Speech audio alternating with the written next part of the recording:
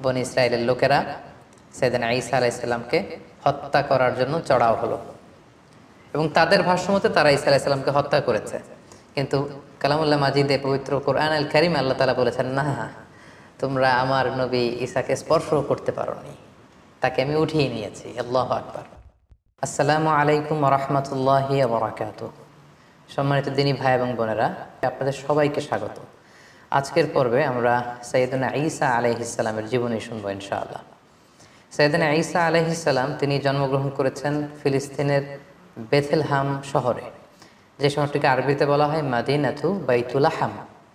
আবার কোনো কোনো ঐতিহাসিক বলেছেন যে তিনি নাজারেত সিটিতে জন্মগ্রহণ করেছেন, যেটাকে আরবিতে বলা হয় মাদিনাতুন নাসরা। তবে বেথলেহেম শহরের ব্যাপারেই বেশিরভাগ ঐতিহাসিক মতামত পেশ করেছেন।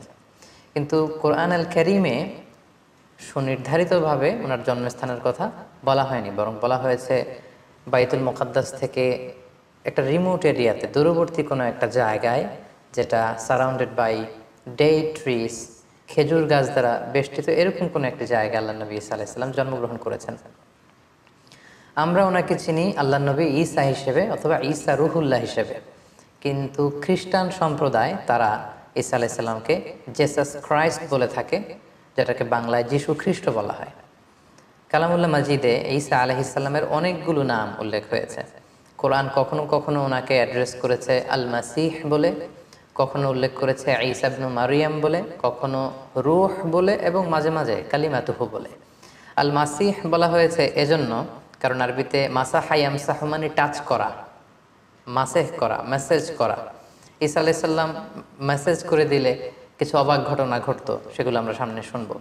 আবার কখনো বলা হয়েছে ঈসা ইবনু মারিয়াম, মারিয়ামের সন্তান ঈসা, যেহেতু ওনার পিতা ছিল না।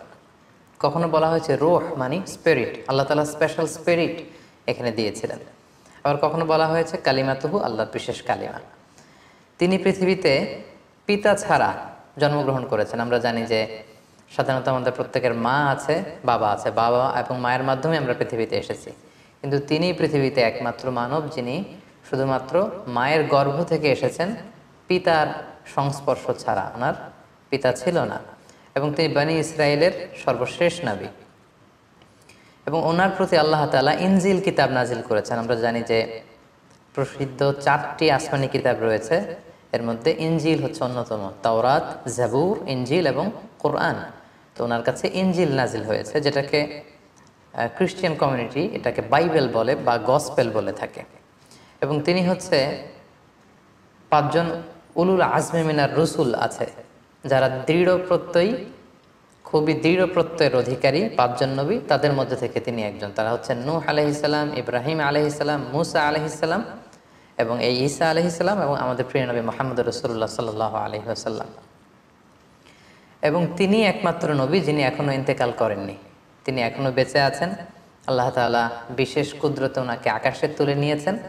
তিনি একটা সময় শেষে, শেষ জামানায়, কিয়ামতের অদ্যাবধি পূর্বে, আগ মুহূর্তে পৃথিবীতে আসবেন। ইমাম মাহাদির নেতৃত্বে তিনি গোটা বিশ্বে সাম্য, শান্তি, ভালোবাসা, ইসলাম এটা প্রতিষ্ঠা করবেন এবং স্বাভাবিকভাবে অন্যান্য নবীদের মতো তিনি পৃথিবীতে ইন্তেকাল করবেন। তার মায়ের নাম ছিল মারিয়াম, আমরা জেনেছি। এবং আমাদের প্রফেট সিরিজের জাকারিয়া আলাইহিস সালামের পর্বে আমরা মোটামুটি মারিয়াম আলাইহিস সালামের ঘটনার ব্যাপারে আলোচনা করেছিলাম। আল্লাহ তাআলা মারিয়াম আলাইহিস সালামকে গোটা বিশ্বের নারীকুলের মধ্য থেকে স্পেশালি তিনি চুজ করেছেন, তিনি তাকে পিউরিফাই করেছেন, তাকে সিলেক্ট করেছেন। এবং মারিয়াম আলাইহিস সালামের নামে কোরআনের স্বতন্ত্র একটি সূরা এসেছে। আমরা জানি কোরআনে 114টি সূরা, এর মধ্যে একজন নারীর নামে কোরআনে একটি সূরা ডেডিকেট করা হয়েছে, আর সেটা হচ্ছে সূরাতু মারিয়াম। সেটা ঈসা আলাইহিস সালামের মায়ের নামে সূরা। কোরআনে আল্লাহ পাক তাকে সিদ্দিকা বলেছেন, সত্যবাদী নারী। এবং তিনি কুমারী হয়েও সন্তান জন্মদান করেছেন। এবং সাইয়েদনা মারিয়াম আলাইহিস সালাম এবং তার সন্তান আল্লাহ নবী ঈসা আলাইহিস সালামকে আল্লাহ তাআলা শয়তানের দুষ্টু খোঁচা থেকে হেফাজত করেছেন। কারণ ঈসা আলাইহিস সালামের নানি হান্না বিনতে ফাখুজ স্পেশালি আল্লাহ তাআলার কাছ থেকে দোয়া করে এটা চেয়ে নিয়েছিলেন। কোনো নিউবর্ন বেবি যখন পৃথিবীতে আসে, শয়তান তাকে খোঁচা দেয়, তখন বাচ্চাটা ওয়া ওয়া করে কেঁদে ওঠে। এটা ঘটেনি শুধু মারিয়াম আলাইহিস সালামের ক্ষেত্রে এবং আল্লাহ নবী ঈসা আলাইহিস সালামের ক্ষেত্রে। সম্মানিত সুধী, আল্লাহ নবী ঈসা আলাইহিস সালামের জন্মটাই একটা মিরাকেল, তার জন্মটাই একটা মুজিজা। কারণ আমরা পৃথিবীতে বাবা মায়ের মাধ্যমে এই দুনিয়ার বুকে এসেছি, কিন্তু আল্লাহ নবী ঈসা আলাইহিস সালাম পিতা ছাড়া কেবলমাত্র মায়ের মাধ্যমে দুনিয়াতে এসেছেন। কিভাবে তিনি এসেছেন, তার জন্মের ঘটনাটা কেমন ছিল, বিস্তারিতভাবে আল্লাহ তাআলা সূরা মারিয়ামে উল্লেখ করেছেন। আমরা সরাসরি কোরআনে ফিরে যাই, তাহলে আমরা বুঝতে পারবো যে কোরআন আমাদেরকে কি জানাচ্ছে। সূরা মারিয়ামে আল্লাহ তাআলা ইরশাদ করেছেন, ওয়াজকুর ফিল কিতাবি মারইয়ামা ইযিন তাবাদাত মিন আহলিহা মাকানান শারকিয়্যা। মানে হে নবী, আমাদের রাসূলকে আল্লাহ তাআলা উদ্দেশ্য করে বলছেন, হে নবী, আপনি এই কোরআনে মারিয়ামের কথা উল্লেখ করুন যে পূর্ব দিকে তার ফ্যামিলি থেকে পূর্ব দিকে কোনো একটা জায়গায় গিয়েছিল। ফাত্তাখাযাত মিন দুনিহিম হিজাবান, সে হয়তো গোসলের কাজে বা ব্যক্তিগত কোনো কাজে হেজাব দিয়ে চারদিকে পর্দা টাঙিয়ে কোনো একটা কাজ করছিল। ফাআরসালনা ইলাইহা রূহানা, ঠিক ওই মুহূর্তে আমি জিবরাইল আলাইহিস সালামকে পাঠালাম। নির্জন একটা এলাকা, তিনি একাকী কাজ করছিলেন। হঠাৎ আল্লাহ তাআলা তার ফেরেশতা জিবরাইল আলাইহিস সালামকে পাঠালেন। ফাতামাসসালা লাহা বাশারান সাবিয়্যা, এবং জিবরাইল আলাইহিস সালাম মানুষের আকৃতিতে তার সামনে যে উপস্থিত হলো। মারিয়াম আলাইহিস সালাম দেখে ভয় পেয়ে গেলেন। ক্বালা, তিনি বললেন, ইন্নী আউযু বির-রহমানি মিনকা ইন কুনতা তাকিয়্যা, অর্থাৎ আমি তোমার ব্যাপারে আল্লাহর কাছে পানাহ চাই যদি তুমি আল্লাহকে ভয় করো। সাবধান, তুমি আমার সামনে এসো না, তুমি পুরুষ মানুষ, তুমি এখানে কি করছো, এখানে কেন এসেছো? ক্বালা, সাইয়েদনা জিবরাইল আলাইহিস সালাম বললেন, ইন্নামা আনা রাসূলু রাব্বিকি লিআহাবা লাকি গুলামান যাকিয়া, অর্থাৎ মারিয়াম ভয় নেই, আমি সাধারণ মানুষ নই, আমি আল্লাহর ফেরেশতা, আল্লাহর পাঠানো অ্যাঞ্জেল, ফেরেশতা। আমি এসেছি তোমাকে একটা গোলামান জাকিয়া, পবিত্র সন্তান গিফট করবার জন্য। একথা শুনে তো মারিয়াম আলাইহিস সালাম আতকে উঠলেন। তিনি বললেন, ক্বালাত আন্না ইয়াকুনু লি গোলাম, আমার কি করে সন্তান হবে? ওয়ালাম ইয়ামসাসনি বাশার, কোনো মানুষ তো আমাকে, কোনো পুরুষ তো আমাকে স্পর্শ করেনি। সন্তান হতে হলে তো আগে বিয়ে করতে হবে, নারী পুরুষের দৈহিক মিলন হতে হবে, পৃথিবীর যেই ন্যাচারাল সিস্টেম, এবং সেই পদ্ধতিতে একটা সার্টেন পিরিয়ড শেষে আমার হয়তো সন্তান হবে। তো আমি তো বিয়েই করিনি, আমি তো কুমারী, এবং কোনো পুরুষ আমাকে কখনো স্পর্শ করেনি। আর ওয়ালাম আকু বাগিয়া, আমি তো ব্যভিচারিণীও নই, আমি তো এমন নষ্টা ভ্রষ্টা নারী নই যে আমি পরপুরুষের সাথে কোনো ধরনের ব্যভিচারে লিপ্ত হয়েছে কিংবা অপকর্ম করেছি, ফলে তার মাধ্যমে আমার সন্তান, আমার গর্ভে সন্তান আসবে, এটা তো সম্ভব নয়। কিভাবে হবে? ক্বালা, জিবরাইল আলাইহিস সালাম বললেন, কাযালিকি, এমনিই হবে। ক্বালা রাব্বুকি হুয়া আলাইয়া হাইয়্যান, তোমার রব আমাকে এই বলে পাঠিয়ে দিয়েছে যেটা আমার পক্ষে সম্ভব, আমি আল্লাহ তাআলা চাইলেই এই মিরাকেল ঘটাতে পারি। ওয়ালিনাজআলাহু আয়াতান লিন্নাস, আল্লাহ তাআলা বলেন যে এটা আমি করতে চাই যাতে করে তার সন্তানকে গোটা বিশ্বের জন্য আমি একটা নিদর্শন করে রাখতে পারি। ওয়া রাহমাতাম মিন্না, আমার পক্ষ থেকে রহমত স্বরূপ। ওয়া কানা আমরাম মাকদিয়া, আর মারিয়াম তুমি বিচলিত হয়ে লাভ নেই, এটা ডিসাইডেড, আল্লাহ তাআলার সিদ্ধান্ত হয়ে গিয়েছে। আমরাম মাকদিয়া, জাস্ট এখন এটা প্লে হবে, আল্লাহ তাআলা ডিসাইড করেছেন এমনটা ঘটাবেন এবং এমনটা ঘটবে। ফাহামালাতহু ফান্তাবাযাত বিহি মাকানান কসিয়া, এবং মুহূর্তের মধ্যেই সাইয়েদনা মারিয়াম আলাইহিস সালাম তিনি প্রেগনেন্ট হয়ে গেলেন। মুহাসসিরিন ইকরাম বলেছেন যে জিবরাইল আলাইহিস সালাম একটা ফু দিলেন, সেটা মারিয়াম আলাইহিস সালামের জামার পকেটের ভেতর দিয়ে মারিয়াম আলাইহিস সালামের গর্ভের ভেতরে টাচ করলো, এবং এটা ছিল একটা special spirit, breathed into it, আল্লাহ তাআলা স্পেশাল একটা রুহের ফুৎকার দিয়েছেন, এবং সেই রুহের ফুৎকার যখন মারিয়াম আলাইহিস সালামের গর্ভে চলে গেল, তিনি প্রেগনেন্ট হয়ে গেলেন। সুবহানাল্লাহি বিহামদিহি। ফান্তাবাযাত বিহি মাকানান কসিয়া, তিনি লজ্জায় এলাকার কোনো লোকের সামনে যাতে না পড়ে যান, তিনি দূরবর্তী একটা স্থানে গেলেন, এবং সেই স্থানটাই বর্তমানে বেথলেহেম সিটি নামে পরিচিত, আরবিতে যেটাকে বলা হয় মাদিনাতু বাইতুল লাহাম, কারণ তিনি লজ্জা অনুভব করছিলেন। এবং ঈসা আলাইহিস সালামের জন্মটা যেহেতু মিরাকেল, ওনার এই প্রেগনেন্সি পিরিয়ডটাও মিরাকেল। সাধারণত বেবি যখন কেউ কনসিভ করে, কোনো নারী, তার 9 মাস 10 মাস একটা সময়, সার্টেন পিরিয়ড অফ টাইম তাকে এই প্রেগনেন্সি পিরিয়ডকে পার করতে হয়, তখন তার বেবি ডেলিভারি হয়। কিন্তু যেহেতু এটা ছিল আল্লাহর মিরাকেল, মুহূর্তেই তিনি গর্ভবতী হয়েছেন। একজন 9 মাসের পরিপূর্ণ প্রেগনেন্ট পিরিয়ডকে পার করেছে একজন নারীর দেহাবয়ব যেমন, দেখতে যেমন, দূর থেকে দেখলেই বোঝা যায় যে তিনি গর্ভধারিণী। মারিয়াম আলাইহিস সালামের অবস্থাটা মুহূর্তের মধ্যে আল্লাহ তাআলার এই মিরাকেলে, এই মুআজিজার মাধ্যমে এরকম হয়ে গেল। তিনি আতঙ্কিত হলেন, তিনি ভয় পেলেন। অন্য কারো সামনে যাতে তিনি পরে লজ্জিত হতে না হয়, তিনি এলাকা ছেড়ে মাকানান কসিয়া সেই বেথলহাম সিটিতে চলে গেলেন, এবং সেখানে খেজুর বেষ্টিত একটা এলাকা ছিল। ফাজাআহাল মাখাদু ইলা জিজআইন নাখলা, তো ওনার পেইন আসলো, প্রচণ্ড ব্যথা, সন্তান জন্মদানের যে পেইন হয় এটা তাকে একটা খেজুর গাছের গোড়ায় নিয়ে আসলো। তিনি সহ্য করতে না পেরে সেখানে বসলেন।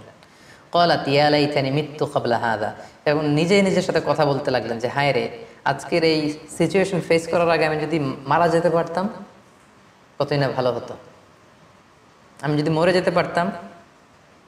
ওয়া কুনতু নাসিয়াম মানসিয়া, অথবা আমি যদি মানুষ থেকে বিস্মৃত হয়ে যেতে পারতাম, অর্থাৎ মারিয়াম নামে একজন লোক ছিল পৃথিবীতে, এটা যদি সবাই ভুলে যেত তাহলে কতই না ভালো হতো, তাহলে তো আমি লজ্জিত হওয়া লাগতো না। ফানাদাহা মিন তাহতিহা আল্লা তাহজানি, অর্থাৎ বোঝা গেল যে এরকম পরিস্থিতির মধ্য দিয়ে তিনি গর্ভপাত করলেন, ডেলিভারি হলো, আল্লাহর মিরাকেল মুআজিজা ঈসা আলাইহিস সালাম পৃথিবীতে আসলেন। মুহূর্তেই ফানাদাহা মিন তাহতিহা, তার নিচ থেকে একটা আওয়াজ আসলো যে আল্লাহ তাহজানি, হে মারিয়াম তুমি চিন্তিত হয়েও না, কদ জাআলা রাব্বুকি তাহতাকি সারিয়া, এই তো দেখো তোমার পায়ের নিচ দিয়ে একটা স্রোতস্বিনী ঝর্ণা ধারা প্রবাহিত হচ্ছে, সুবহানাল্লাহ। এবং আল্লাহ বললেন ওয়া হুজ্জি ইলাইকি বিজিযআইন নাখলাতি তুসাকিতু আলাইকি রুতাবান জানিয়া, হে মারিয়াম তুমি খেজুরের ডালা ধরে টান দাও, তাহলে দেখবে যে উপর থেকে খেজুর গাছ থেকে টসটসে সুমিষ্ট পরিপক্ক পাকা খেজুর নিচে পড়বে, এবং ওই খেজুর তুমি খাও। ফাকুলি ওয়াশরাবি, তুমি খাও পান করো, ওয়াকর্রি আইনা, আর এই তোমার নবজাতক সন্তানের দিকে তাকিয়ে তোমার চোখ জুড়াও, দেখো কত ফুটফুটে চমৎকার সন্তান আমি তোমাকে দিয়েছি। ফাইম্মা তারাইন্না মিনাল বাশারি আহাদান, কোনো মানুষ যদি দেখো, আমি তোমাকে পলিসি বাতলে দিচ্ছি, তুমি কি করবে? ফাকুলি ইন্নি নাযারতু লিররহমানি সাওমা ফালান উকাল্লিমাল ইয়াওমা ইনসিয়া, তুমি ইঙ্গিতে বলো যে আমি রোজা রেখেছি, আমি কারোর সাথে কথা বলবো না। আমাদের এই শরিয়াতে রোজার সিস্টেম হচ্ছে সকাল থেকে শুরু করে সন্ধ্যা পর্যন্ত না খেয়ে থাকা, কিন্তু ওনাদের শরিয়াতে রোজার সিস্টেম ছিল সকাল থেকে সন্ধ্যা পর্যন্ত মৌনতার রোজা রাখা, মানে চুপ থাকা। সকাল থেকে সন্ধ্যা পর্যন্ত খাওয়া যাবে, পান করা যাবে, কিন্তু কথা বলা যাবে না, কথা বললে রোজা ভেঙে যাবে। তো মারিয়াম তুমি ইঙ্গিতে বলো যে তুমি রোজা রেখেছ। ফাআতাত বিহি কওমাহা তাহমিলু, অবশেষে মারিয়াম আলাইহিস সালাম কি করবেন তিনি বুঝে উঠতে পারছিলেন না।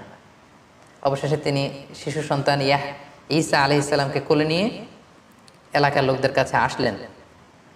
ক্বালু ইয়া মারইয়াম, সবাই বলল হে মারিয়াম, লাকাদ জিইতি শাইআন ফারিয়া, এ কি অঘটন তুমি ঘটালে, এটা কি করলে তুমি সন্তান পেলে কোত্থেকে, তোমার তো বিয়ে হয়নি, কোত্থেকে তুমি বেবি পেলে?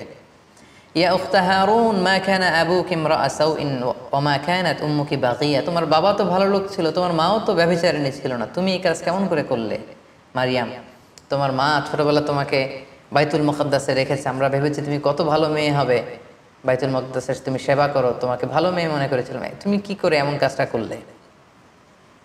ফাআশারাত ইলাই, মারিয়াম আলাইহিস সালাম এলাকার লোকদের এই প্রশ্নবাণে যখন তাকে জর্জরিত করা হচ্ছিল, তিনি কোনো কথা বললেন না, তিনি শিশু সন্তানের দিকে ইঙ্গিত করলেন। ফাআশারাত ইলাই, অর্থাৎ আমি কিছু বলতে পারবো না, এই ছেলের দিকে তাকাও, ছেলেকে বলো। ফাআশারাত ইলাই, ঈসা আলাইহিস সালামের দিকে ইঙ্গিত করলেন, নোটিস করলেন। ক্বালু, তারা রেগে গিয়ে বলল কাইফা নুকাল্লিমু মান কানা ফিল মাহদি সাবিয়া, হে মারিয়াম তুমি কি আমাদের সাথে ঠাট্টা করছো? এই দোলনায় থাকা বা তোমার কোলে থাকা শিশুর সাথে আমরা কিভাবে কথা বলবো? কেন তুমি এই কাজ করলে? ঠিক ওই মুহূর্তে একটা যুগান্তকারী ভাষণ দিয়েছিলেন সাইয়েদনা ঈসা আলাইহিস সালাম। মায়ের পবিত্রতা বর্ণনা করেছিলেন, নিজের পরিচয় পেশ করেছিলেন। ছোট্ট দুধের শিশু মায়ের কোল থেকে আঙ্গুল তুলে বললেন ইন্নী আব্দুল্লাহ আতানিয়াল কিতাব ওয়া জাআলানি নাবিয়্যা। সবাইকে অবাক করে দিয়ে এই দুধের শিশু কথা বলতে আরম্ভ করলো। তিনি বললেন যে আমি আল্লাহর গোলাম। আতানিয়াল কিতাব ওয়া জাআলানি নাবিয়্যা, আল্লাহ তাআলা আমাকে কিতাব দিয়েছেন, তিনি আমাকে নবী বানিয়েছেন। ওয়াজআলানি মুবারাকান আইনামা কুনতু ওয়া আওসানি বিসসালাতি ওয়াজ যাকাতি মা দুমতু হাইয়া, তিনি আমাকে বরকতময় করেছেন। আল্লাহ তাআলা আমাকে সালাতের আদেশ দিয়েছেন, আল্লাহ তাআলা আমাকে যাকাতের আদেশ দিয়েছেন। ওয়া বাররাম বিওয়ালিদাতি, আমার মায়ের প্রতি অনুগত বানিয়েছেন। ওয়ালাম ইয়াজআলনি জাব্বারান শাকিয়া, আল্লাহ আমাকে হতভাগা বানাননি। ওয়াসসালামু আলাইয়া ইয়াউমা উলিদতু ওয়া ইয়াউমা আমুতু ওয়া ইয়াউমা উবআসু হাইয়া, আমার জন্মের দিন, আমার মৃত্যুর দিন, আবার কিয়ামতের দিন আমি যখন আবার পুনরুত্থিত হব, সেদিন পর্যন্ত আমার প্রতি সালাম। এভাবে সবিস্তরে আল্লাহ তাআলা সূরাত মারিয়ামে সাইয়েদনা ঈসা আলাইহিস সালামের জন্মের যে স্টোরিটা, এটা তিনি উল্লেখ করেছেন। এবং মারিয়াম আলাইহিস সালামের সামনে দাঁড়ানো এতক্ষণ তার সাথে তর্ক বিতর্কে লিপ্ত বানি ইসরায়েলের সমস্ত পাদ্রীরা, সমস্ত লোকেরা তারা অবাক হয়ে গেল। গোটা বিশ্বে এমন তো কখনো ঘটেনি যে মায়ের কোলে থাকা ছোট্ট দুধের শিশু, কিছুক্ষণ আগে যে ছেলে জন্মগ্রহণ করেছে, সে কিভাবে প্রাপ্তবয়স্ক লোকদের মতো কথা বলে। এবং সাইয়েদনা ঈসা আলাইহিস সালাম সেদিন নিজের পরিচয় দিয়েছিলেন, তার মা যে ব্যভিচারিণী নন সেটাও তিনি প্রমাণ করেছিলেন। সম্মানিত সুধী, ঠিক এভাবে আল্লাহ তাআলা ঈসা আলাইহিস সালামের জন্মের বৃত্তান্ত সূরা মারিয়ামে উল্লেখ করেছেন। এবং ঈসা আলাইহিস সালামের এই অলৌকিক জন্মের কারণে পুরো খ্রিস্ট সমাজ কিন্তু তাকে আল্লাহ সন্তান বলে অভিহিত করে। নাউজুবিল্লাহ, তারা বলে যে Jesus Christ is the son of god, যে যীশু খ্রিস্ট সে হচ্ছে আল্লাহ তাআলার সন্তান। এবং এই কথাটার প্রতিবাদ করে দ্ব্যর্থহীন ভাষায় আল্লাহ তাআলা সূরা আলী ইমরানে তিনি বলছেন যে ইন্না মাসালা ঈসা ইনদাল্লাহি কামাসালি আদম খলাকাহু মিন তুরাব সুম্মা ক্বালা লাহু কুন ফায়াকুন। অর্থাৎ খ্রিস্ট সমাজের কি হলো, তারা কেন ঈসা আলাইহিস সালামকে, ঈসাকে আমার সন্তান বলে? তার অলৌকিক জন্মের কারণে তারা কেন তাকে আমার সন্তান বানায়? আল্লাহ তাআলা এখানে প্রশ্ন ছুড়ে দিলেন যে ঈসার জন্ম বা ঈসার দৃষ্টান্ত তো আল্লাহ তাআলার কাছে আদম আলাইহিস সালামের মতো। অর্থাৎ কেমন যেন আল্লাহ তাআলা বুঝাতে চাইলেন যে ঈসাকে যদি আমার সন্তান বলো তাহলে আদমকে বলো না কেন? আদমের ব্যাপারটা তো আরো আশ্চর্যজনক। ঈসার জন্মটা যদি তোমাদের কাছে অবাক লাগে যে পৃথিবীতে বাবা মা দুইজনের মাধ্যমে সন্তান আসে, তো ঈসাকে আমি পাঠিয়েছি বাবা ছাড়া শুধু মায়ের মাধ্যমে, এজন্য তোমরা অবাক হয়ে, তো তোমরা আশ্চর্য হয়ে তাকে আমার সন্তান বলছো, তাহলে আদমের ব্যাপারে তোমরা বলো না কেন? আদমের তো বাবাও নেই মাও নেই। সো আল্লাহ তাআলা সূরা আলে ইমরানের এই আয়াতের মধ্য দিয়ে গোটা খ্রিস্ট সমাজকে তিনি ক্রিটিসাইজ করেছেন। সম্মানিত সুধী, ঈসা আলাইহিস সালাম পৃথিবীতে আসলেন, তিনি বড় হতে লাগলেন এবং আমরা বুঝতে পেরেছি যে মায়ের কোলে থেকেই তিনি নবী। এটা কিন্তু একটা ইউনিকনেস সাইয়েদনা ঈসা আলাইহিস সালামের। সাধারণত অন্যান্য নবীরা 40 বছর বয়সে যখন উপনীত হয় তখন আল্লাহ তাআলা তাদেরকে নবুয়ত দিয়ে থাকেন, কিন্তু ঈসা আলাইহিস সালাম এক্সেপশনাল। তিনি মায়ের কোলে থেকে আল্লাহ তাআলার পক্ষ থেকে এই প্রফেটহুড তিনি লাভ করেছেন।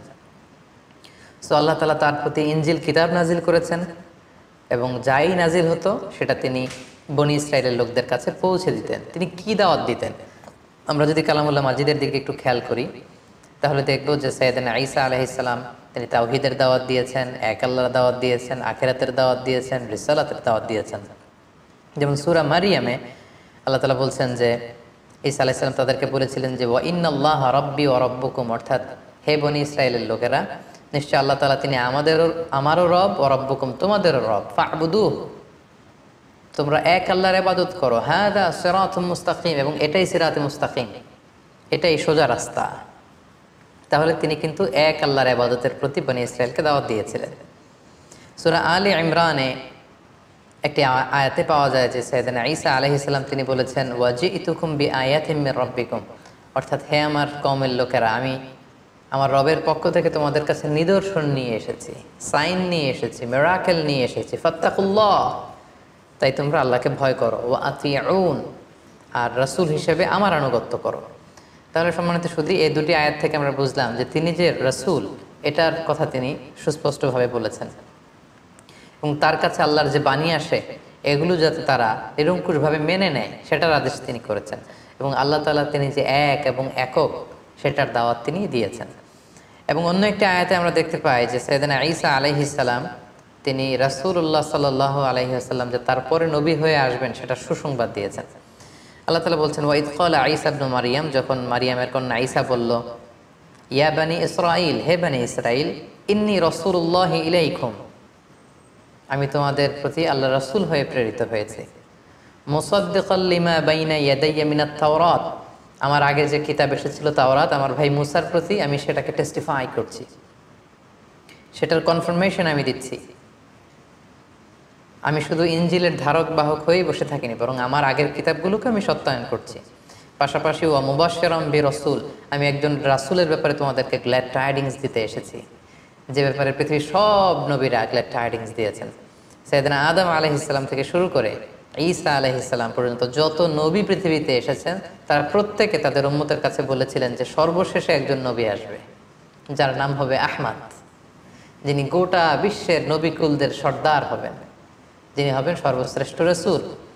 এবং সেটার সর্বশেষ সুসংবাদটা সাইয়েদনা ঈসা আলাইহিস সালামের মাধ্যমে আল্লাহ তাআলা পাঠিয়েছেন, কারণ ওনার পরপরই আল্লাহ রাসূল সাল্লাল্লাহু আলাইহি ওয়াসাল্লাম পৃথিবীতে এসেছেন। তো তিনি বলেছেন, ওয়া মুবাশশিরাম বিরাসূল, হে বনী ইসরাঈল, আমি তোমাদেরকে একজন রাসূলের সুসংবাদ দিচ্ছি। ইয়াতি মিন বাদি, he will come after me, আমার পরপরই সে আসবে, ইসমুহু আহমদ, আর তার নাম হবে আহমদ। আমরা জানি যে আল্লাহ রাসূল সাল্লাল্লাহু আলাইহি ওয়াসাল্লামের অনেকগুলো নাম ছিল, চমৎকার চমৎকার নাম। এর মধ্যে উল্লেখযোগ্য দুটি নাম হচ্ছে, একটি হচ্ছে মুহাম্মদ, আরেকটি হচ্ছে আহমদ সাল্লাল্লাহু আলাইহি ওয়াসাল্লাম। ফালাম্মা জাআহুম বিল বাইয়িনাত, এরপর নবুয়তির প্রমাণ হিসেবে বনী ইসরাইলের লোকদের কাছে আল্লাহ নবী ঈসা আলাইহিস সালাম যখন বাইয়িনাত নিয়ে আসলেন, অর্থাৎ মুআজিজা নিয়ে আসলেন, ক্বালু হাযা সিহরুম মুবিন, তারা বলল এগুলো জাদু।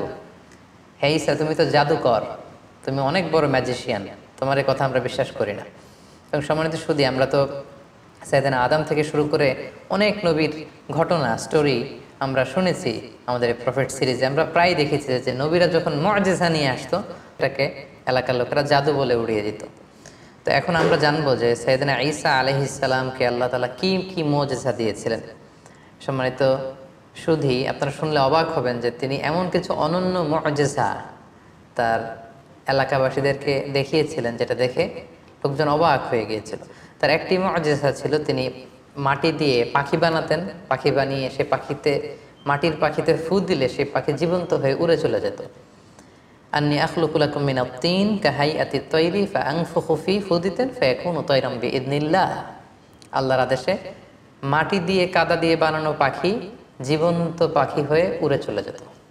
সুবহানাল্লাহ বিহামদি।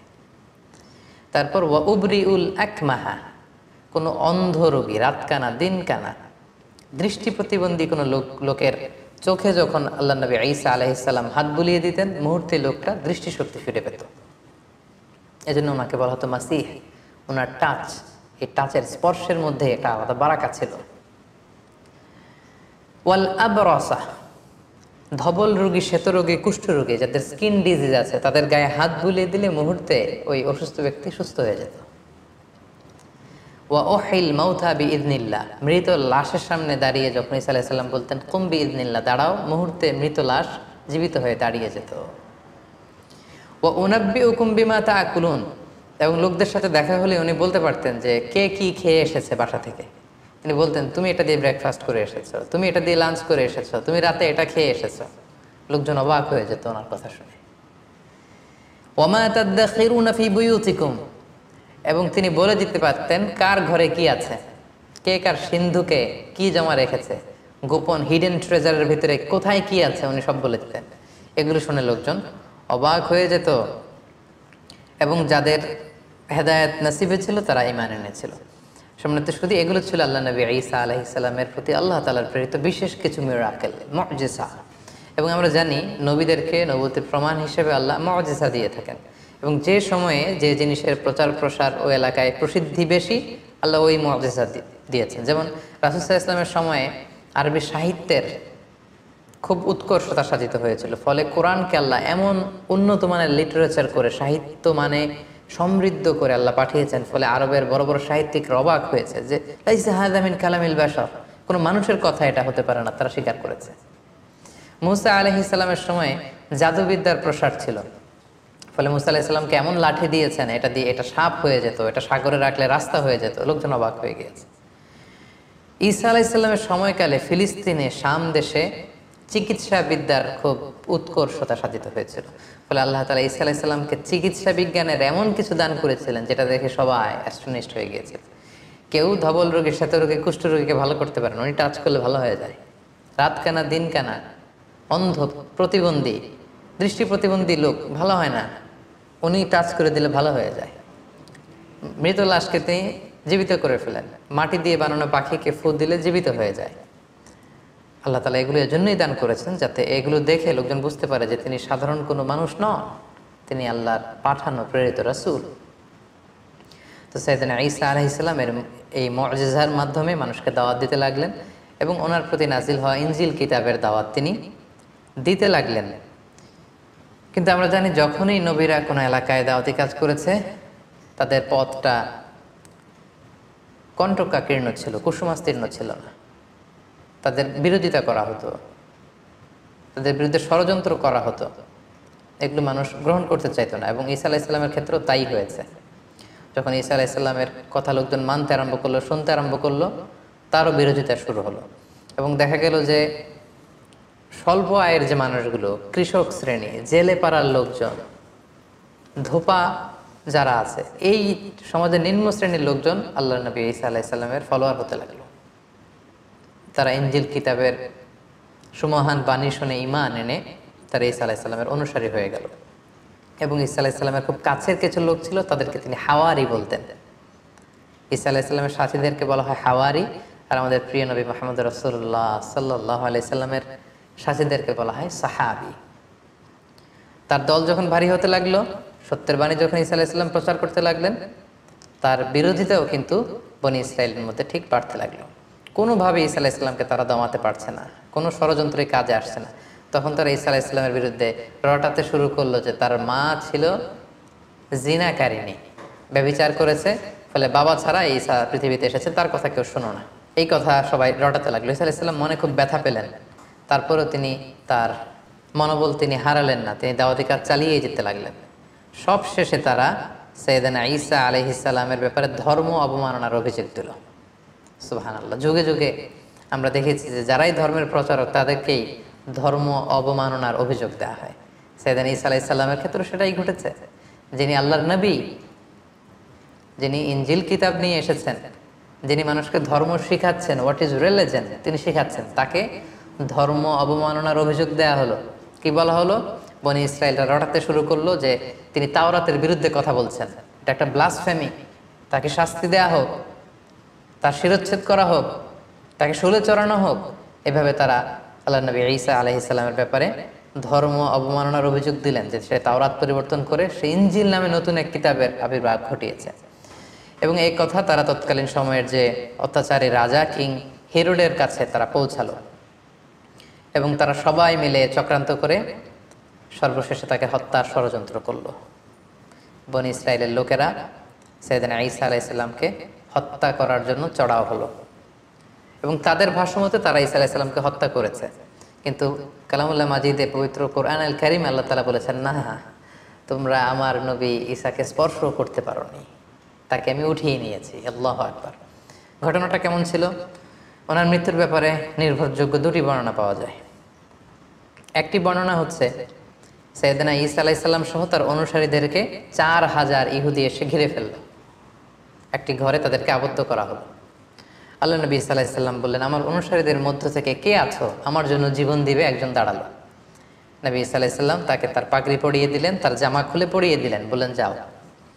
সেই লোক আল্লাহর নামে সামনে আগালো এবং তার চেহারাকে আল্লাহ ঈসা আলাইহিস সালামের চেহারা করে দিলেন। ইহুদিরা যখন তাকে পেল সবাই মনে করলো এটাই ঈসা, তারা তাকে হত্যা করলো। আর মুহূর্তে আল্লাহ তাআলা ঈসা আলাইহিস সালামকে আকাশে তুলে নিলেন, রাফাআহুল্লাহু ইলাইহি। ফলে ইহুদিদের মতে তারা ঈসা আলাইহিস সালামকে হত্যা করেছে, আসলে হত্যা করতে পারেনি।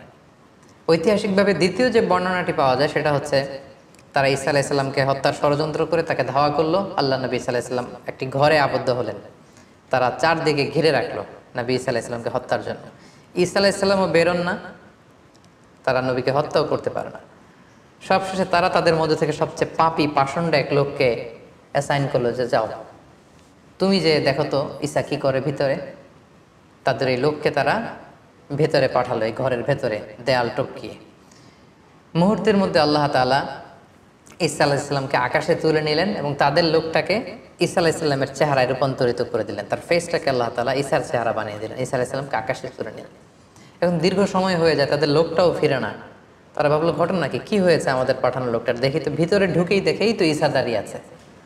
আসলে এটা কিন্তু ঈসা ছিল না, এটা ছিল তাদের পাঠানো, তাদের প্রেরিত সেই লোক। তারা ওই লোকটাকেই হত্যা করলো। ঈসা আলাইহিস সালাম মনে করে একেই শুলে চড়ালো, একেই হত্যা করলো। কিন্তু হত্যার পরে তাদের মধ্যে কয়েক দল হয়ে গেল, কেউ বললো এটা ঈসা, কেউ বলে ঈসা না। কারণ তার আল্লাহ তাআলা শুধু তাদের পাঠানো লোকটার চেহারাটাকে ঈসা আলাইহিস সালামের মতো করেছিল, কিন্তু ওই লোকটার জামা কাপড়, হাত, দেহের অন্যান্য অঙ্গ প্রত্যঙ্গ কিন্তু ওই লোকের মতোই ছিল। ফলে তারা শঙ্কায় পড়ে, একটা সংশয়ে পড়ে গেল যে আসলেই কি আমরা হত্যা করেছি। এ ব্যাপারে আল্লাহ তাআলা খুব সুস্পষ্ট সূরাতুন নিসার ভেতরে উল্লেখ করেছেন যে ওয়াকাউলিহিম, ইহুদিরা বলে থাকে ইন্না কাতালনাল মাসীহ ঈসা ইবনে মারইয়াম, আমরা মারিয়ামের সন্তান ঈসাকে হত্যা করেছি। এটা তারা ক্লেইম করে থাকে। কিন্তু আল্লাহ বললেন ওয়ামা কতালু, তারা আমার নবী ঈসাকে হত্যা করতে পারেনি। ওয়ামা সলাবু, তাকে শুলেও চড়াতে পারেনি। ওয়ালাকিন সুব্বিহা লাহুম, এই পুরো বিষয়টাই তাদের কাছে অস্পষ্ট আমি করে দিয়েছি। আমি আল্লাহ এমন এক মেকানিজম এখানে ঘটিয়ে দিয়েছে, এমন ঘটনা ঘটিয়ে দিয়েছে, যার ফলে পুরো ইহুদি সমাজ তারা এখানে সন্দেহে পড়ে গিয়েছে। আল্লাহ বলেন ওয়ামা কতালুহু ইয়াকিনা, তারা আমার নবী নিশ্চিতভাবে ঈসাকে হত্যা করতে পারেনি। বাল রাফাআহুল্লাহু ইলাইহি, আল্লাহ তাআলা বলেন যে আমি আমার নিজের কাছে আমার নবী ঈসাকে উঠিয়ে নিয়েছি। সম্মানিত শুধু এই হচ্ছে ঈসা আলাইহিস সালামের এই পৃথিবীতে ওনার জীবদ্দশায় সর্বশেষ ঘটনা। কোরআন আমাদেরকে এটা কনফার্ম করেছে যে ইহুদিরা তাকে হত্যাও করতে পারেনি, ক্রুশেও চড়াতে পারেনি, বরং আল্লাহ তাআলা ঈসা আলাইহিস সালামকে উঠিয়ে নিয়েছেন। এবং প্রিয় নবী মুহাম্মদ রাসূলুল্লাহ সাল্লাল্লাহু আলাইহি ওয়াসাল্লাম আমাদেরকে জানিয়েছেন যে ঈসা আলাইহিস সালাম তিনি ইন্তেকাল করেননি, তিনি একমাত্র নবী যিনি জীবিত আছেন, তিনি আকাশে আছেন এবং শেষ জামানায় তিনি পৃথিবীতে আবার নেমে আসবেন। সহিহ মুসলিমের একটা বর্ণনায় জানা যায় আল্লাহর হাবিব সাল্লাল্লাহু আলাইহি ওয়াসাল্লাম বলেন যে অবশ্যই কিয়ামতের আগে এমন একটা সময় আসবে যখন ঈসা আলাইহিস সালাম আসবেন কিভাবে, হাকামান মুকসিতা, তিনি ন্যায়পরায়ণ শাসক হয়ে আবির্ভূত হবেন। ফায়াকসুরুস সলিব, তিনি যত ক্রুশ, ইংরেজিতে যেটাকে ক্রস বলে, খ্রিস্টানদের একটা রিলিজিয়াস আইকনিক ব্যাপার, এই যত ক্রুশ আছে এই ক্রুশকে তিনি ভেঙে ফেলবেন। ওয়ায়াকতুলুল খিনজির, তিনি শূকর হত্যা করবেন। ওয়াদাউল জিজিয়া, জিজিয়া ট্যাক্সের সিস্টেম তিনি উঠাবেন। ওয়াফিদুল মাল, গোটা বিশ্বে সম্পদের তারল্য ছড়িয়ে পড়বে। গোটা বিশ্বে তিনি সাম্য, শান্তি, ভ্রাতৃত্ব, ইসলামকে তিনি প্রতিষ্ঠা করবেন। এবং সহিহ মুসলিমের আরেকটি বর্ণনায় নাওয়াস ইবনে সামআনের রাদিয়াল্লাহু তাআলা আনহুর বর্ণিত হাদিস, যেখানে রাসূলুল্লাহ সাল্লাল্লাহু আলাইহি ওয়াসাল্লাম দাজ্জালকে নিয়ে বিস্তর আলোচনা করেছেন। সেখানে তিনি বলেছেন যে এই দাজ্জাল যখন পৃথিবীতে ফিতনা ছড়াবে ঠিক তখনই আল্লাহ নবী ঈসা আলাইহিস সালাম এই পৃথিবীতে আগমন করবেন। কোথায়? দামেস্কের, সিরিয়ার রাজধানী দামেস্কের একটা মসজিদে তিনি আসবেন। আমরা জানি যে দামেস্ক শহর এখনো আছে, ইংরেজিতে ড্যামাস্কাস বলে। এই দামেস্ক শহরের একটা ইনদাল মানারাতিল বাইদা, একটা মসজিদের সাদা মিনারার পাশে তিনি ফেরেশতার পাখায় ভর করে শাঁ করে জামিনে নেমে আসবেন। আসার সাথে সাথেই তখন মুসলিম কমান্ডার যে থাকবে ঈসা আলাইহিস সালামকে বলবেন যে আপনি ইমামতি করুন। ঈসা আলাইহিস সালাম বলবেন না, আল্লাহ তাআলা এই উম্মাতের যে সম্মান দিয়েছে সে কারণে তুমি ইমামতি করবে, কারণ আমি নেতা হয়ে আসিনি, তোমাদের মধ্যে থেকেই নেতা হবে, তিনি ইমামতি করবেন। এরপর ঈসা আলাইহিস সালাম দাজ্জালকে খুঁজতে শুরু করবেন। ইহুদিরা দাজ্জালের মিত্র হবে। ঈসা আলাইহিস সালামের শ্বাস প্রশ্বাস যে কাফেরের গায়ে লাগবে সেই মারা যাবে। এবং ফিলিস্তিনে এখনও একটা জায়গা আছে, জায়গাটার নাম বাবুল লুদ, হাদিসে এই শব্দটাই বলা হয়েছে বাবুল লুদ, এবং এখনও ওই জায়গাটা বাবুল লুদ নামেই পরিচিত। ঠিক ওই জায়গায় আল্লাহ নবী ঈসা আলাইহিস সালাম দাজ্জালকে হত্যা করবেন।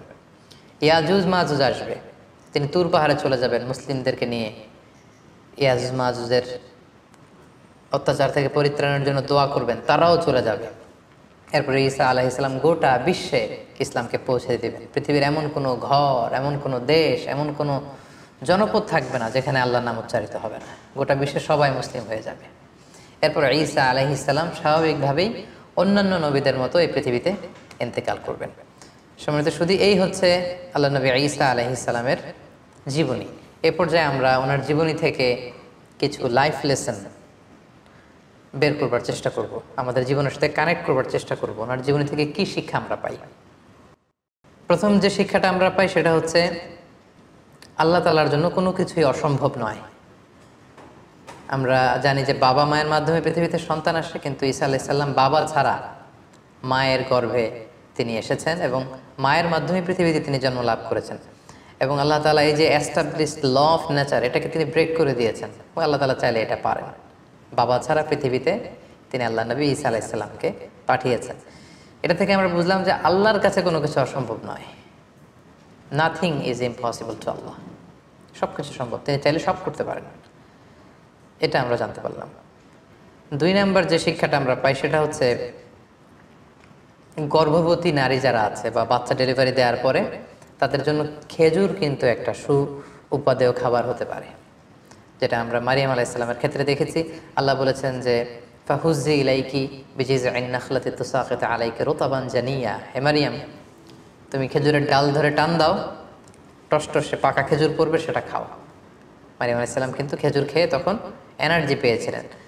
সো গর্ভবতী নারী কিংবা সন্তান জন্মদানের পরে একজন মায়ের জন্য খেজুর একটা চমৎকার খাবার হতে পারে, কারণ এটার মধ্যে ভিটামিন B6 আছে, এটার মধ্যে কপার আছে, এটার মধ্যে অনেক ধরনের উপাদান আছে। বিশেষ করে খেজুর হচ্ছে ফুল অফ ফাইবার, ফাইবার সমৃদ্ধ একটা খাবার যেটা আপনার এনার্জিকে বুস্ট করবে। সো গর্ভবতী এবং সন্তান জন্মদানের পরে নারীদের জন্য খেজুর একটা চমৎকার খাবার, যেটা কোরআনিক গাইডেন্স থেকে আমরা পাই। 3 নম্বর যে ব্যাপারটা আমরা জানতে পারি যে মারিয়াম আলাইহিস সালামের সন্তান জন্মদানটা এমন একটা সময় হয়েছিল যখন খেজুর পেকে পেকে পড়ে। কোরআনের আয়াত থেকে বোঝা যায় যে হে মারিয়াম, তুমি খেজুরের ডাল ধরে টান দাও, খেজুর পড়বে। এবং আমরা জানি খেজুর পাকে হচ্ছে গ্রীষ্মকালে। কিন্তু আমরা যদি বর্তমান খ্রিস্টান কমিউনিটির এক্সমাস ডে, যেটাকে ওরা বলে ক্রিসমাস ডে, মেরি ক্রিসমাস বা ক্রিসমাস ডে, তারা পালন করে থাকে প্রচণ্ড শীতে, অর্থাৎ 25শে ডিসেম্বর। সো ঐতিহাসিকভাবেই কিন্তু এখানে একটা there is a big question in this celebration, যে আসলেই শীতকালে কি আল্লাহ নবী ঈসা আলাইহিস সালামের জন্ম হয়েছিল কিনা।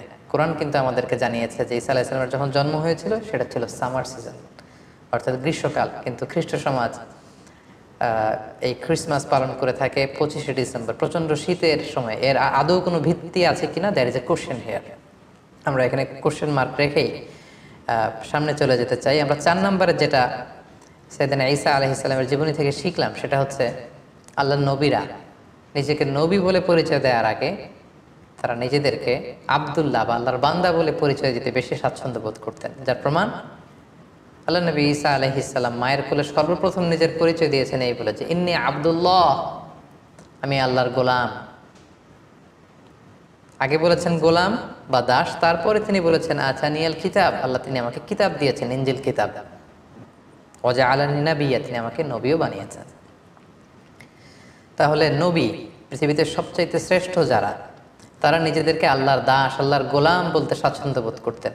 এবং আল্লাহ রাসূল সাল্লাল্লাহু আলাইহি ওয়াসাল্লাম তিনিও নিজেকে সবসময় আব্দুল্লাহ বা আল্লাহর গোলাম বলে পরিচয় দিতেন। সো আমরা অহংকার করার কোনো সুযোগ কোনো বিশ্বাসীর নেই, বরং বিশ্বাসীরা সবসময় নিজেদেরকে দাস হিসেবে পরিচয় দেয়। আমরা সবাই হচ্ছি কুল্লুনা ইবাদুল্লাহ, আমরা আল্লাহর গোলাম। 5 নম্বর যে শিক্ষাটা আমরা পাই সেটা হচ্ছে আল্লাহ নবী ঈসা আলাইহিস সালাম এবং ওনার মা মারিয়াম আলাইহিস সালাম, ওনারা উভয়ই কিন্তু মানুষ ছিলেন, যেটা মুসলিম ডক্ট্রিনের সাথে, ইসলামী ডক্ট্রিনের সাথে খ্রিস্টান ডক্ট্রিনের একটা পার্থক্য। খ্রিস্টান কমিউনিটি তারা এই দুজনকে, ঈসা আলাইহিস সালামকে বলে যে ঈসা আলাইহিস সালাম ছিল হচ্ছে আল্লাহর সন্তান, আর মারিয়াম আলাইহিস সালামকে তারা ম্যারি বলে। তারা বলে যে ম্যারি হচ্ছে আল্লাহর স্ত্রী। তাদের একদল আবার বলে ম্যারি হচ্ছে আল্লাহর মা। সো কোরআন কিন্তু দ্ব্যর্থহীন কণ্ঠে ঘোষণা করেছে যে তারা উভয়ই মানুষ ছিলেন। ঈসা আলাইহিস সালাম তিনি আল্লাহর বান্দা ছিলেন, মানুষ ছিলেন, মারিয়াম মানুষ ছিলেন। কিন্তু খ্রিস্ট সম্প্রদায় একটা স্পেশাল আইডিওলজিতে তারা বিশ্বাস করে, যেটাকে তারা বলে ত্রিত্ববাদ, ট্রিনিটি। এবং কোরআন এই ট্রিনিটিকে সুস্পষ্টভাবে নাকচ করেছে। যেমন সূরাতুল মায়েদাতে আমরা দেখি আল্লাহ তাআলা বলছেন মাল মাসিহ ইবনু মারইয়ামা ইল্লা রাসূল, মারিয়ামের সন্তান ঈসা রাসূল ছাড়া কিছু ছিল না, তিনি একজন রাসূল। কদ খালাত মিন ক্বাবলিহির রুসুল, তার আগে অনেক রাসূল অতিবাহিত হয়েছে, তাদের ধারাবাহিকতায় তিনিও একজন রাসূল। ও উম্মুহু সিদ্দীকা, আর ঈসার মা মারিয়াম সে সত্যবাদী একজন নারী। কানা ইয়াকুলানি তাআম, তারা উভয়ই সাধারণ মানুষদের মতো খাবার খেত, তাদেরও ক্ষুধা লাগতো, তারা খাবার খেত, তারা মানুষের সাথে মিশতো, তারা মানুষ ছিল। তোমরা কি করে এই ট্রিনিটিতে বিশ্বাস করো, ত্রিত্ববাদে বিশ্বাস করো? তারা বিশ্বাস করে যে আল্লাহিত্ব বা খোদায়িত্ব এটা 3 ভাগে বিভক্ত।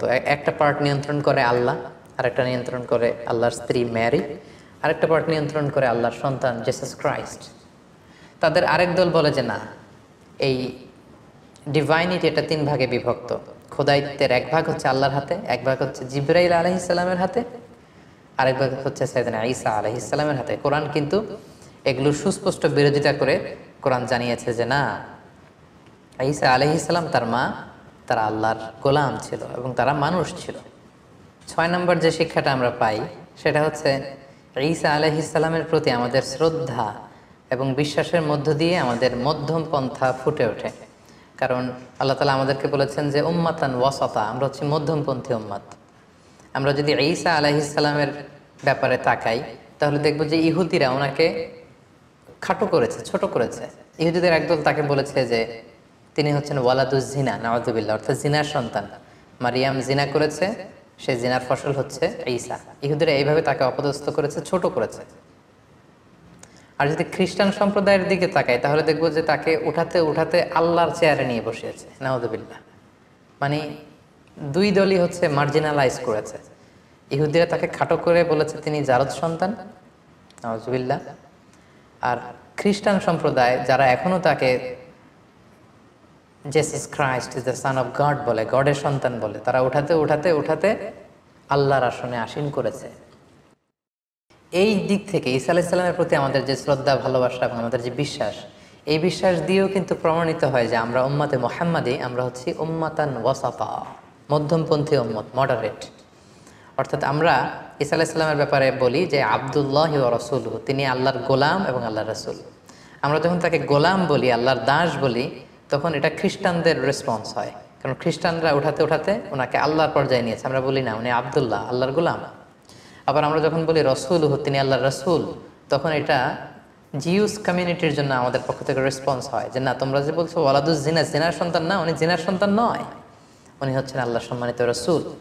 সো ওনার প্রতি আমাদের বিশ্বাস হচ্ছে উনি আব্দুল্লাহি ওয়া রাসূলুহু, তিনি আল্লাহর গোলাম, আল্লাহর দাস এবং আল্লাহর প্রেরিত রাসূল। তার প্রতি ইনজিল কিতাব নাজিল হয়েছে, তার মার নামে আল্লাহ সরাসরি একটা কমপ্লিট সূরা কোরআনে ডেডিকেট করেছে। সো যদিও তিনি আমাদের নবী নন, তিনি খ্রিস্টানদের নবী, তারপরে ওনার প্রতি সঠিক বিশ্বাস এবং আকীদা আমরা কোরআনের মাধ্যমে পেয়েছি। তিনি হচ্ছেন আব্দুল্লাহি ওয়া রাসূলুহু। ঈসা আলাইহিস সালামের জীবনী থেকে সর্বশেষ এবং সবচেয়ে গুরুত্বপূর্ণ যে শিক্ষাটা আমরা পাই সেটা হচ্ছে শিরকের গুনাহ আল্লাহ তাআলা কখনো ক্ষমা করেন না। ইন্নাল্লাহা লা ইয়াগফিরু আন ইউশরাকা বিহি ওয়া ইয়াগফিরু মা দুনা যালিকা লিমান ইয়াশা। আল্লাহ শিরকের গুনাহ কখনো ক্ষমা করবেন না, সব ক্ষমা করে দিতে পারেন, তিনি শিরকের গুনাহ ক্ষমা করেন না। কারণ এটা জুলমুন আযীম, অনেক বড় পাপ। আল্লাহর আল্লাহিত্বের ভেতরে, খোদার খোদাইত্বের ভেতরে কাউকে বসানো, এটা আল্লাহ তাআলা কখনো বরদাস্ত করেন না, এটা আল্লাহর গায়রাতে লাগে। কিন্তু খ্রিস্টানরা সেটাই করেছে। ওয়াকালাতিন নাসারা, কোরআন বলছে ওয়াকালাতিন নাসারা, নাসারারা বলে, মানে খ্রিস্টানরা বলে আল মাসীহ ইবনুল্লাহ, ঈসা মাসীহ উনি নাকি আল্লাহর সন্তান, নাউযুবিল্লাহ। এবং আল্লাহ বলেন লাকাদ কাফারাল্লাযীনা ক্বালু, তারা সুস্পষ্ট কুফরি করেছে যারা বলে ইন্নাল্লাহা সালিসু সালাসা, আল্লাহ তিনের একজন, মানে ট্রিনিটি বা ত্রিত্ববাদে যারা বিশ্বাস করে তারা কুফরি করেছে। এবং তাদের জন্য কঠিন আযাব, তারা যদি এ থেকে নিবৃত্ত না হয় কঠিন শাস্তি তাদেরকে পেয়ে বসবে। এবং সবচেয়ে মজার ব্যাপার হচ্ছে যে ঈসা আলাইহিস সালামকে কিন্তু আল্লাহ তাআলা কিয়ামতের দিন কঠিন ইন্টারোগেশন করবেন, কঠিন জিজ্ঞাসার মুখোমুখি হবেন তিনি কিন্তু এর দায়ভার নেবেন না। এবং তিনি তার উম্মাদকে কখনো বলেননি যে আমি আল্লাহর সন্তান, তারা নিজেরা এটা বানিয়েছে। বাবা ছাড়া পৃথিবীতে এসেছেন, অবাক তার জন্মের ঘটনা, ফলে তিনি আল্লাহর সন্তান। এটা খ্রিস্টানদের ফেব্রিকেশন, খ্রিস্টানদের বানানো। তিনি কিন্তু তাওহীদের দাওয়াত দিয়েছেন, তারপরেও আল্লাহ তাআলা ওনাকে ছাড়বেন না, ওনাকে জিজ্ঞাসাবাদ করবেন, কঠিন জিজ্ঞাসাবাদের মুখোমুখি তিনি কিয়ামতের ময়দানে হবেন। এবং সেটা আল্লাহ কোরআনে এভাবে বলেছেন যে ওয়াইদ ক্বালাল্লাহু ইয়া ঈসা ইবনে মারইয়াম, সেদিন আল্লাহ ঈসা আলাইহিস সালামকে বলবেন যে আনতা কুলতা, হে ঈসা তুমি কি বলেছিলে যে লিন্নাসে মানুষকে ইত্তাখিযুনি, যে হে মানুষেরা আমি ঈসাকে পূজা করো, ওয়া উম্মি এবং আমার মাকে পূজা করো, ইলাহাইনি আমাদেরকে তোমরা ইলাহ মানো মিন দুনিল্লাহ, আল্লাহকে ব্যতি রেখে। হে ঈসা তুমি কি এই কথা কখনো বলেছিলে? সম্মানিত শুধু আমরা জানি যে ঈসা আলাইহিস সালাম বলেননি, এবং ঈসা আলাইহিস সালাম যে বলেননি এটা আল্লাহও জানেন।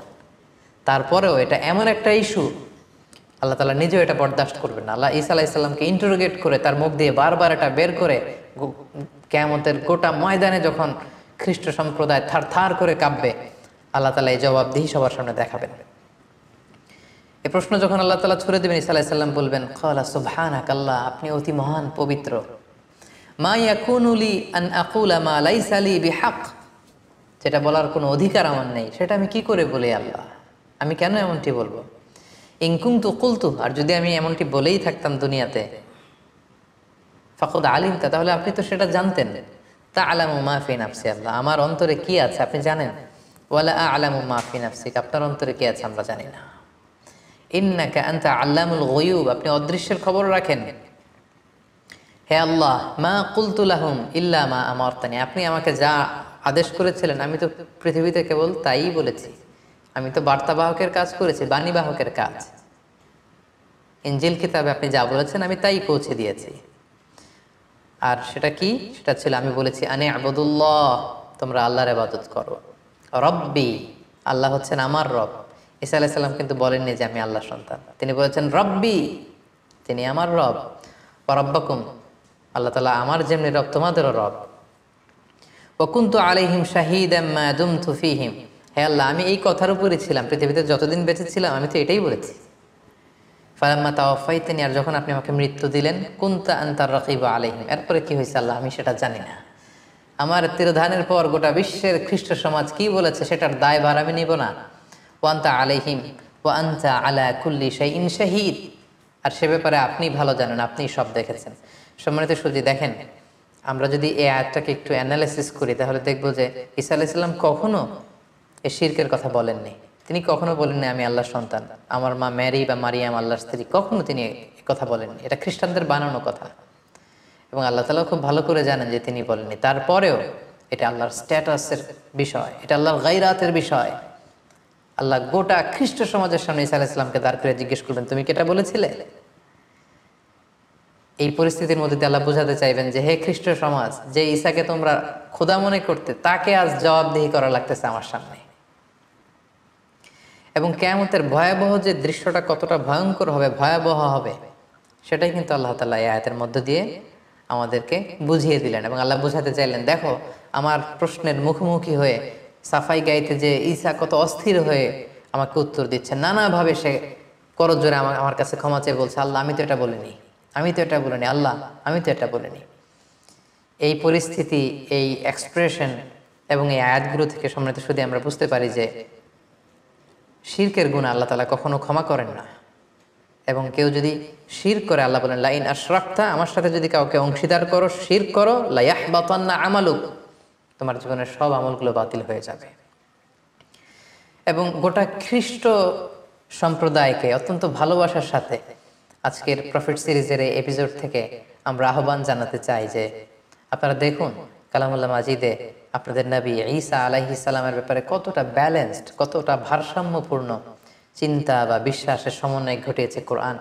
আমরা ঈসা আলাইহিস সালামের ব্যাপারে বলি যে তিনি হচ্ছে আব্দুল্লাহ ওয়া রাসূলুহু, আল্লাহর নবী ঈসা, Jesus Christ, he was the messenger of God, তিনি আল্লাহর পাঠানো নবী ছিলেন। And he was the as well a servant of God, তিনি আল্লাহর দাস ছিলেন।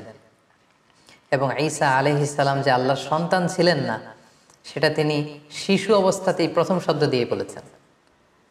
তার জীবনের মুখ থেকে উচ্চারিত প্রথম শব্দটা ছিল মায়ের কোল থেকে ইন্নী আব্দুল্লাহ, আমি আল্লাহর দাস। গোটা খ্রিস্ট সমাজ কি করে আল্লাহ নবী ঈসা আলাইহিস সালামকে আল্লাহর সন্তান বলে দাবি করে? আমরা তাওহীদের আহ্বান জানিয়ে, আমরা এক আল্লাহর ইবাদতের প্রতি আহ্বান জানিয়ে প্রফেট সিরিজের এই 24তম পর্বটি শেষ করছি। আল্লাহ তাআলা আমাদের সবাইকে কথাগুলো বোঝার, আমল করবার তৌফিক দান করুক। হাযা মা ইনদি ওয়াল ইলমু ইনদাল্লাহ, আলাইহি তাওয়াক্কালতু ওয়া ইলাইহি উনীব। আসসালামু আলাইকুম ওয়া রাহমাতুল্লাহি ওয়া বারাকাতুহু।